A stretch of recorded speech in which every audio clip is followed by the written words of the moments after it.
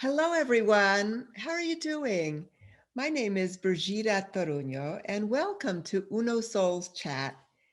As we are all adjusting to this greatly changed societal situation, I've been called to chat with Uno Souls, and they are people that are beacons of light in our community. We want to connect all of us together in hope, courage, and love. I am honored to be chatting today with Ashley Reynolds Marshall, an Uno Soul. She is the CEO of the YWCA of Central Virginia. Welcome, Ashley. Thank you so much for having me. Oh, thank you so much for being on with me. I'm so honored. How have you been doing? How have you been coping through these surreal times? Well, thank you for asking.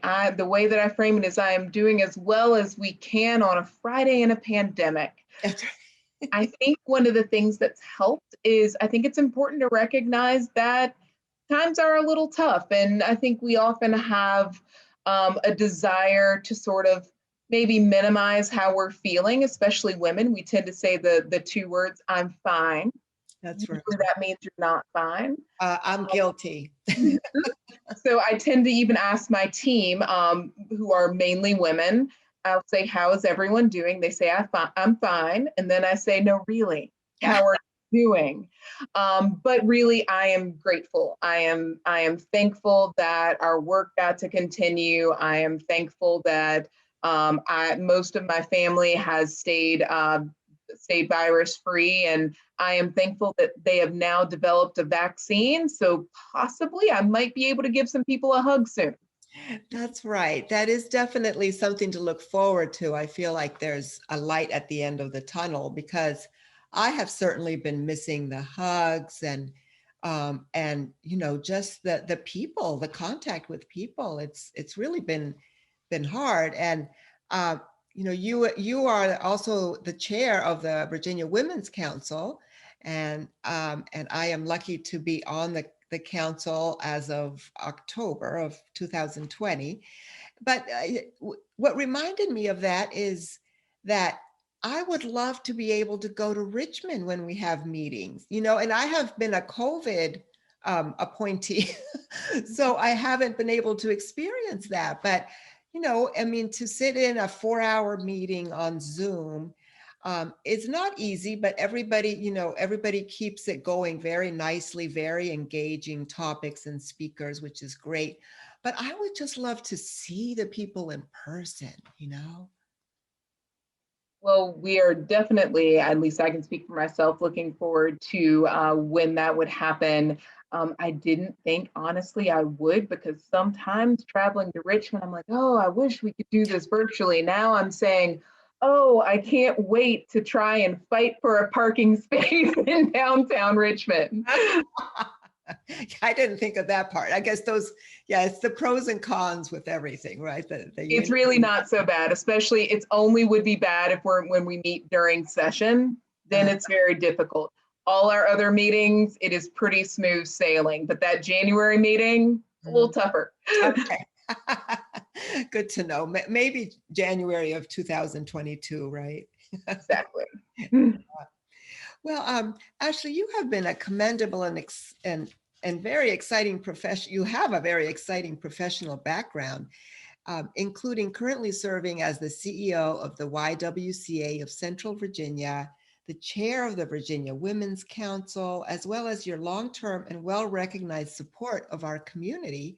I know our listeners would like to hear more about your impactful efforts supporting diversity and inclusion. Can you please tell us more about that? Absolutely. I'm very honored and privileged to be able to help lead the YWCA of Central Virginia. It's really a team effort. The way that I always say it is I have the privilege of holding the umbrella over my team that is doing critical direct service work and literally saving lives every day, since we do both domestic violence and sexual assault work in addition to low-income housing. But what many people don't know is that YWCAs across the country all have the same mission: to eliminate racism and empower women.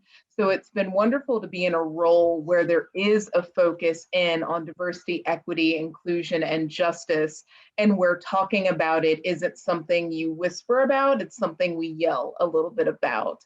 Wonderful. I really have been excited, though, to be able to think about diversity, equity, inclusion in different ways. So, for example, thinking of the Council on Women, the council was kind enough to entertain a suggestion that I made in, now it was 2019, to think about the impact of disparate maternal health outcomes on women of color. We know that the worst outcomes currently are from African American mamas and our Indigenous sisters, followed by our Hispanic sisters. And I think that anyone who wants to be a mom should not be worried about whether or not they are going to, unfortunately, experience something that could be catastrophic. They should be worried about picking the right name for their little one and worried about, how you're going to bring them home. And so the council decided that they agreed with that worry as well. And we were able to really dive into that. But what I found is many people don't maybe think of that when they think of diversity, equity, and inclusion. They maybe think about affirmative action. They might think about hiring or firing. They may think about school admissions because we've heard it a lot in that. But it really impacts sort of everything that we do, from the ability for anyone to get quality mental health care that is culturally competent, because we know that mental health presents differently in different people. We know that we have better impact in certain areas if someone who either A, looks like us, or B, can understand our background and history, is able to interact with us. So I'm really excited about this new openness that we're finding in our communities, and especially in the Commonwealth, with Dr. Janice Underwood being our Chief Diversity Officer, of having conversations about how can everyone feel invited to the table. Yeah, that's a wonderful explanation, and really eye-opening for me to have seen the report that the Women's Council, put together and presented to the governor of Virginia in October, I believe, or November. And it was so well done. I wasn't part of it. It was definitely the work of the council throughout 2020. And it was just an amazing report and so eye-opening, because being a Latina, I have to say, I was not aware of the morbidity rates that occur with women of color that are giving birth in the state of Virginia. So I think that was such an important report that was presented, and I'm looking forward to what we'll present this year, because I believe that was the first report that the Virginia Women's Council put out, and it was expertly done, really. So congratulations on that. Well, it was definitely a group effort. Our vice chair, Michelle Struck, also really contributed to the work, but it was the willingness of the council to explore something that can be a little uncomfortable, that I think was just very telling of who we are and who we are becoming. And I foresee that our next topic will also probably focus in on issues of diversity, equity, inclusion in women. I've heard a lot of great topics, especially talking about our current SHE session, where we know that in December, some of the largest, I think one of the largest drops in employment were from women of color. We know that overall women have dropped out, so they're not even showing up in the unemployment statistics because they've dropped out of the labor force, due to some impacts of maybe being a caregiver either to a child or to a parent, and certain impacts. So I know I've heard a lot of discussion around that area, so we may look at how that's impacting Virginia and the women that we pledge to represent. But I also have heard a lot of other absolutely amazing topics. So I'm excited myself to see where we'll go. Great. Ashley, it'll be insightful to hear how you balance your time between your active career, your extensive community involvement, all while you're also completing your work for your PhD at Virginia Tech, which I'd love to hear about that. Can you please tell us about how you're doing that? Sure. I'm going to give you an answer that I'm not sure many people will give you. I don't always do it well. As a Yeah. matter of fact, more often than not, I don't do it well. I think that that's something, especially when we're thinking about women. And I would venture to say, not necessarily more so, but in a different way, I think women of color are always pushing to succeed. We are always striving for a certain excellence because we also have this amazing history of women who literally paved the way for us to be able to do what we get to do. That's right. That being said, I don't always balance well. Well, your What I answer is refreshingly honest, and I appreciate that. Well, thank you. And I think that's something that is important to me because oftentimes we see individuals who are achieving things we may want to achieve or going in directions we may want to go. And they're saying, oh, it was easy. I just woke up an hour earlier. That's usually not how it works for most of us. But what I do is I try my best to be honest with whomever I'm working with about any constraints I may have. I try to think about, I know at one point for my PhD, I would use my lunch break and everyone knew I was going to shut my door in the office. This was in the before times. We could all go to our offices. And that I was working on, instead of eating lunch, I was working on my paper. So I just used my lunch break in a different way. And then also I have really supportive colleagues and really supportive family. And sometimes I think the other important thing is when you're thinking about that balance, you may find yourself going in a direction that you never thought you would go in, but it can be helpful. So I hadn't really done a lot of academic writing because of my job and then a pandemic, little things. But I got invited to join a group of authors for a book that is absolutely not necessarily in my field directly. So we got to look at, we did look at the impact of COVID-19 conspiracies on communities. My contribution is looking at it on communities of color, specifically the African American and Black American community. Okay. It fits into my work, but it is not directly my work. So I got to not only learn from them, but also get back into the habit of writing in a way that made sense. And also we had a super quick deadline. So the answer was, here is when you begin and here is when you end. Which is helpful. And so that's also very helpful. That is the worst part of the dissertation. It's so nebulous. Like I miss having, here is your homework and I need it now. Scary. I miss that. But that's the other thing I think I would say is that sometimes balance is taking that fork in the road that you didn't expect because it may recenter you. Yeah. Well, congratulations on the book. Is that going to be coming out? Is it printed yet? It is printed. Okay. You can get it on Amazon or through our publisher, McFarlane, and it was someone cited it and interviewed one of our authors in I think it was the Washington Post, which is pretty cool. That doesn't happen every day. So it was a pleasure to work with. There were several co-authors, including the editor. Wendy Welch is another female nonprofit CEO here in Virginia. Okay.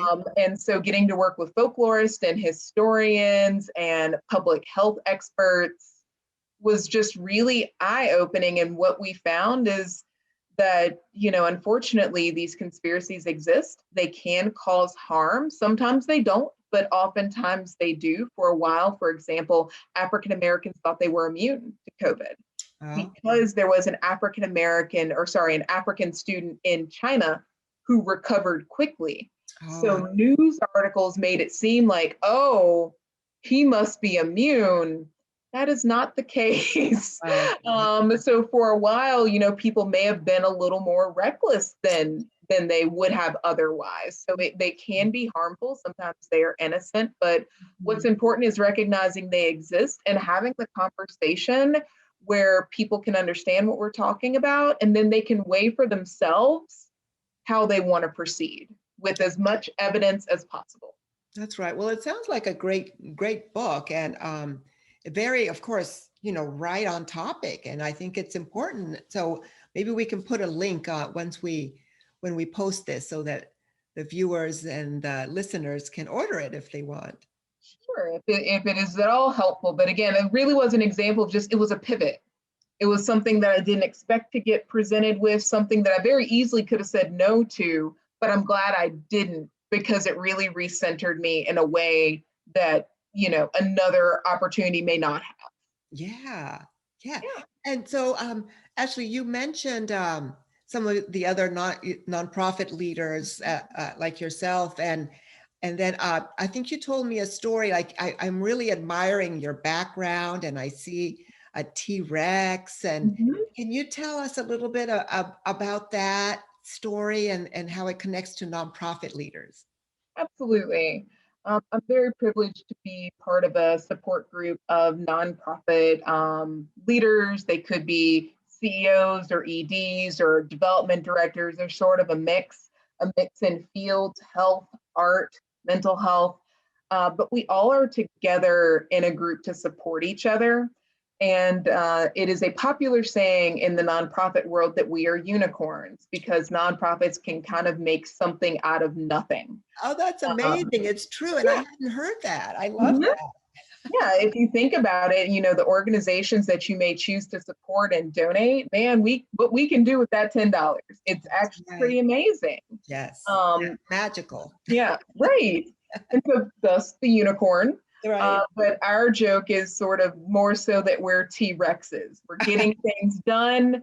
Sometimes it may take a little longer because we have short arms, but we are moving through the world in a way. If you think about the Tyrannosaurus Rex, he kind of did move mountains. He was this gigantic beast, right? And so, we are really dedicated.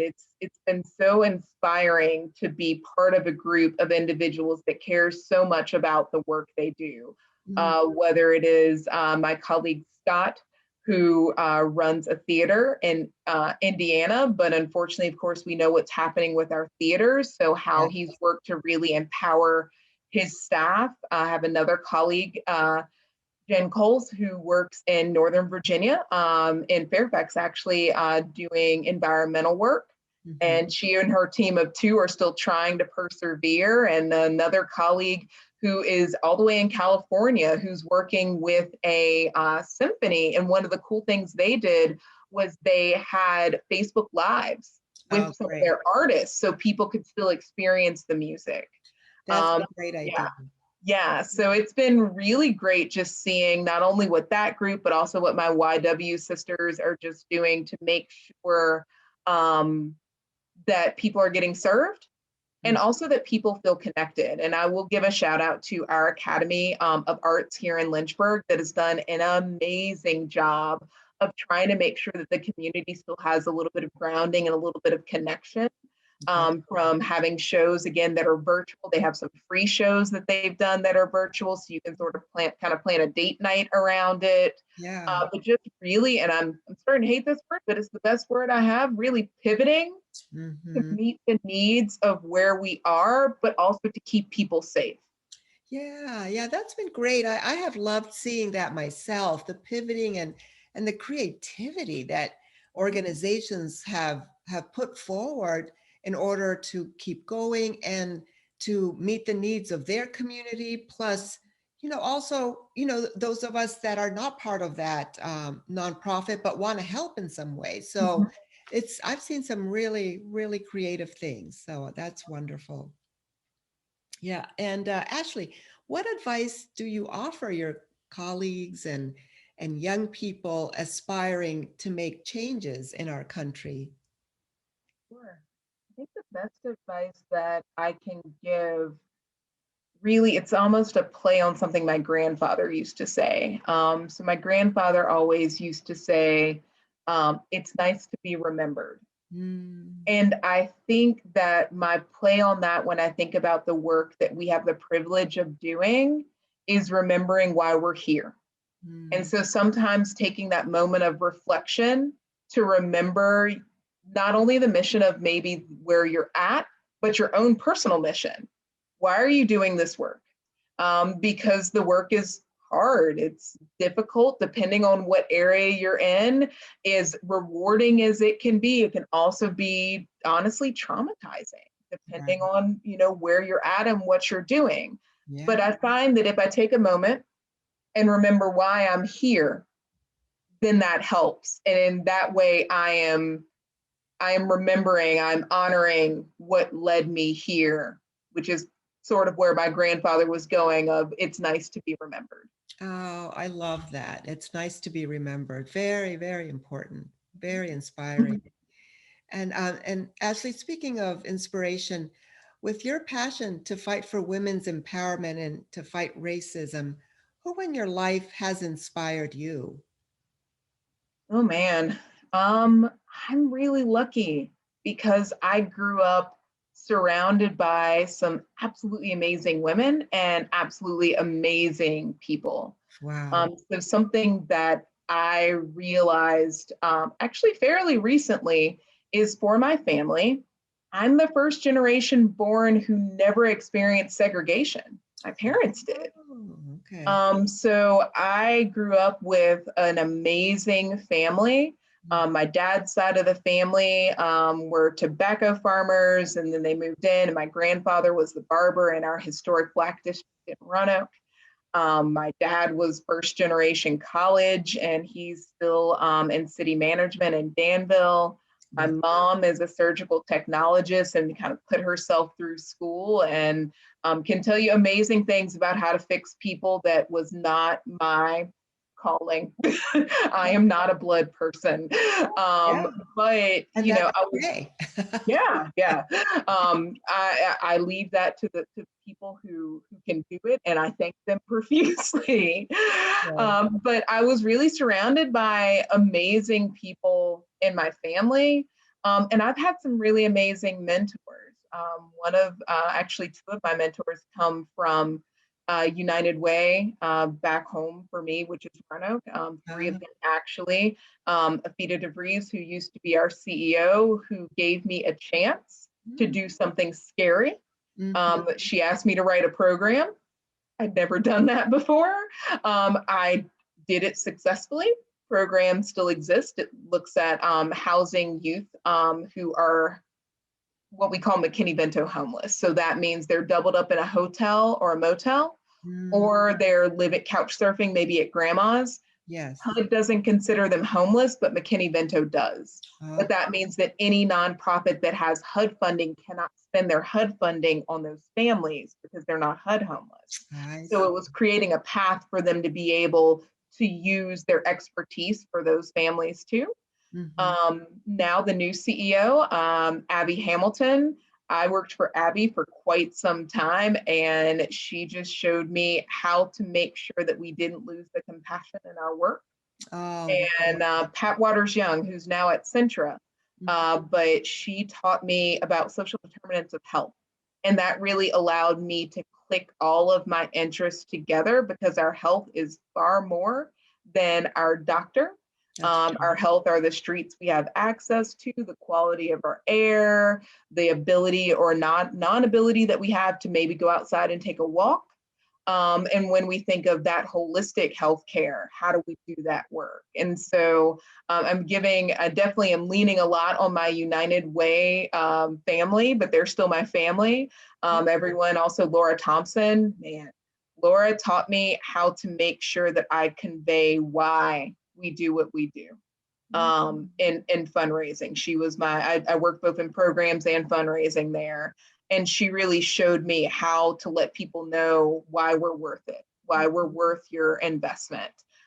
Because of the work we're doing. It's not us, it's the work that we help support. So I just have had a whole lot of amazing, amazing people in my life. So I could not narrow it to one at Yeah. all, unfortunately. Well, fortunately, actually, for me. Yes, exactly. I mean, that's very fortunate. It's such a blessing that, from your mother, your father, your examples of other family members, your community, other bosses and mentors in wonderful organizations that have brought, now I understand more about how you're such a wonderful person. I mean, you know, you are inherently that, but also that you've been so fortunate to be surrounded by wonderful people.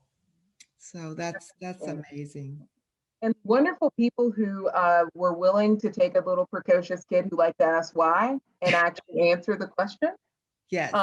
Which is amazing because not everyone will do that. Or taking kind of a kicky upstart of a master's student. Chris Morrill used to be the city manager in Roanoke, and he sent me to a meeting.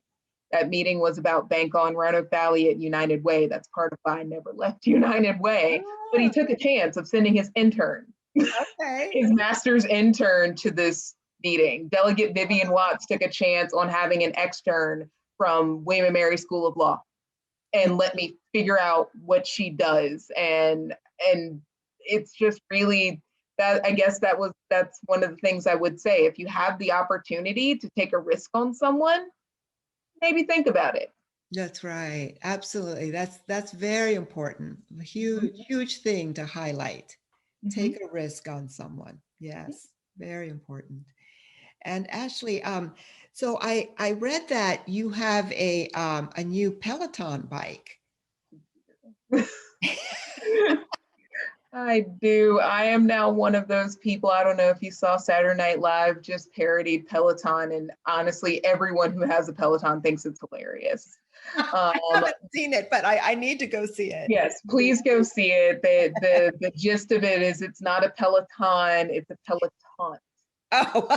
For people who do not find inspiration motivating. But yeah, it was a pandemic purchase that my husband and I decided that we could take a risk on. And I actually really love it. I didn't think I was going to be one of those people, but I am. And I also will be really honest, putting a piece of fitness equipment in your kitchen, because I live in an apartment, is a great motivation. When you're holding a Kit Kat bar and staring at your bike that you haven't been on today, you know, it's very helpful. So actually not having a lot of space, I think, has been really helpful for both my husband and I, because you can't unsee it. It's not upstairs in the attic. You know, but I have really enjoyed the opportunity to, again, engage in sort of that self-care, that pause that I think we all need to do. And whether it's 10 minutes, they have a scenic route, so you can just sort of pedal through France at your own pace, or whether it is with a glass of wine. There are people who do that. There are people who literally, they take their pictures and that's their thing, and it's not my thing. I am a sweaty Betty, like I am working. But you know, there is something on there for everyone, and that's what I learned early on. I had a stint of teaching Zumba, that you have to find your thing. Whatever your thing is, then you will stick with it. If you are trying to do someone else's thing, especially with fitness, you will find every excuse not to do it. Yeah, you're absolutely right. So you got to find something you love. Yeah, and I love Zumba. I haven't done it in a while. I don't know if, I'm sure there must be some classes on Zoom now. I'll have to find that, because that used to be something that inspired me. There you go. So see, remembering things that made you happy, things that inspired you. But I love teaching Zumba, but I also love being a retired Zumba instructor. So I get to stand in the back with everyone else. Right. Just follow the steps. Yeah. Oh, absolutely. People will find out and they're like, oh, are you going to teach? And I'm I did that for 7 years. That's right. You're good. But I loved every minute of it. I learned a lot about myself. A lot about my friends and my family. My mother cannot follow directions. So you learned that. I did. If you say left, my mother's going to go right. That's just like, I watched her bump into people. It was cute though. She was Yeah. But yeah, no, it was a really good experience. Again, that was taking a risk on something new. Yeah. Yeah, I very took a risk, drove to West Virginia and became licensed and gave it a shot again because someone took a chance on me. There was a group fitness instructor at the Salem YMCA, Mhm. and I happened to stand beside her in a class, a Zumba class, and she turned and looked at me and said, "Have you ever thought about teaching?" And I said, "No." And she said, "You should. If you Oh, get licensed, call me." oh, very And cool. she took a chance at putting this new instructor. I knew nothing. Oh, friend, when you're new, you're making it up. New instructor on the stage, and I loved it. Yeah. I loved every minute of it. I think if I went back and taught, though, I would teach spin. You would teach what? I would teach spin. Mhm. Oh, okay. Oh, spin. Oh, that's a tough one. That's a good one, but it's tough. Good, a lot of hard work. Yeah. Yes, yes, a lot of hard work, but I've learned, watching the Peloton instructors, you could make it fun. Yeah, absolutely. That's true. Yeah. Yeah, yeah. And with dance, my daughter, she danced from the time she was 3 Mhm. and then went on to get her fine arts degree in dance and then went on to get her master's in dance therapy. Oh, So, when I cool. saw that, I did see that you did that dance and I was like, oh, I'm going to mention to her. My daughter would do Zumba every once in a while with me, but she would say, Mom, they're not telling us to do this move like this. That could be danger. And I was like, oh. That's very true. The way that one of my Zumba mentors, Sarah Bremer, used to say is that Zumba is follow the leader, not Simon Says. Mm, Because yeah, Simon Says we're going to show you what to do first, and then you'll repeat it. right. Here, it's supposed to feel like a party, and it doesn't feel like a party if I'm telling you what to do. That's right. That's the difference. Absolutely. Mhm. Yeah. But she did enjoy it. And Well, I am glad. I yeah. am glad, and also tell her thank you for what she is contributing. I am a proud graduate of Hollins University, which has brought many a wonderful dancer and many of an individual who's gotten their master in fine arts at Hollins. I was the weird, non-creative person at Hollins. I was a psychology major, surrounded by creative writers and dancers. Yeah. Oh, interesting. Well, it's a Yeah. nice mix. It's good to Yeah. have the mix. Yeah. Mhm. And Ashley, I've been doing something. I've been asking people about a moment of savoring the deliciousness. And so it could be food or it could be something else. Is there something that stands out for you from this last year? I think for me, um, even though we were quarantined, my husband and I's wedding anniversary is in October. Okay. And my mother snuck down, like set something on our porch because she didn't want to, violate any rules. So she drove from Roanoke to Lynchburg, Mm. and it was that she baked us a cake. Oh, And so the fact that my mother baked my husband and I an anniversary cake, and that we both got to sit down and eat it together, I think was my moment of deliciousness. Not only was it a good cake, but I've got a great mom and a fantastic husband. oh, that's wonderful. It's a great, great memory. Thank you for sharing that. And finally, I wondered if you could leave us with some words of wisdom. I think that's a really great question. Actually, before this conversation, I actually was able to call my dad. I was on the phone with my dad, and we were just talking while we were working. Um, and my dad would say, always remember to pray on it, because that is his faith tradition. Mhm. I would say, always remember to pause, Oh, because no matter if you have a faith tradition or you do not ascribe to one, I think that pause sometimes just to clear your brain is very helpful. As I said, the way my daddy would say it is, remember to pray on it before you go, if it's an event or a meeting or something, and then pray on it after so that you can think about what happened. But that moment of pause, that's what we're going to call yeah. it.